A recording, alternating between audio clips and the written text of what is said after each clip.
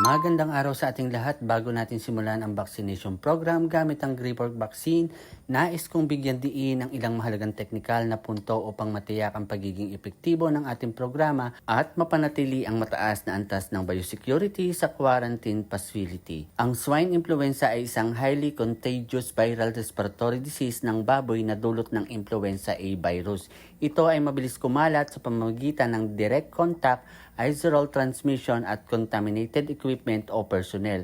Bagamat mababa ang mortality rate sa karamihan ng kaso, malaki ang epekto nito sa production performance dahil sa pagbaba ng average daily gain, pagtaas ng feed conversion ratio, reproductive losses, at pagdami ng secondary bacterial infection. Ang Griport vaccine ay ginagamit upang mabawasan ang clinical sign, viral shedding at transmission sa loob ng populasyon. Gayunpaman, mahalagang tandaan na ang bakuna ay hindi nagbibigay ng agarang proteksyon. Kailangan ng sapat na panahon upang makabuo ng protective immune response, kaya dapat itong isama sa mahigpit na biosecurity measure at tamang herd health management. Sa ating vaccination activity ngayon, tiyakin natin ang tamang cold chain management. Ang bakuna ay dapat mapanatili inirekomendang temperature mula paglabas ng storage hanggang sa aktual na paggamit. Gumamit lamang ng sterile at tamang gauge ng karayom, palitan ang karayom kung kailangan at sundin ang recommended route at dose ayon sa manufacturing protocol. Mahalaga rin ang tamang animal identification at maayos na record keeping. Ang bawat nabakunahang baboy ay dapat na itala ang tama upang maging maayos ang monitoring ng vaccination coverage, booster schedule kung kinakailangan at post-vaccination evaluation.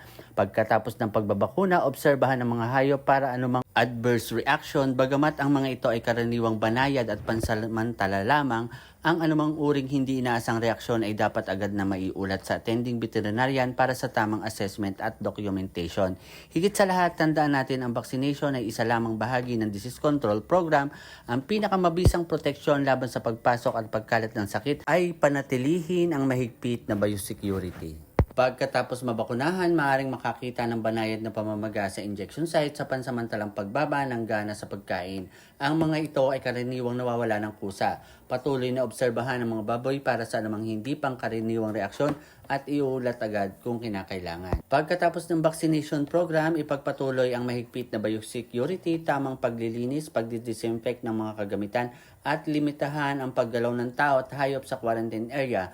Ang pagbabakuna ay bahagi lamang ng disease control program at dapat samahan ng mahusay na herd health management at surveillance. Ang wastong pagbabakuna laban sa swine influenza ay mahalagang bahagi ng disease prevention program at biosecurity program sa ating babuyan. Sa pamamagitan ng tamang vaccination, protocol, maayos na pangangasiwa at patuloy na pagmamanman sa kalusugan ng mga baboy, mababawasan ang panganib pagkalat ng sakit at mapapabuti ang kalusugan at produktibidad ng ating mga alagang baboy. Maraming salamat sa inyong pakikinig at kooperasyon. For today's video guys, ito lang po muna. Maraming salamat sa iyong panonood, pag-like, pag-share, pag-comment.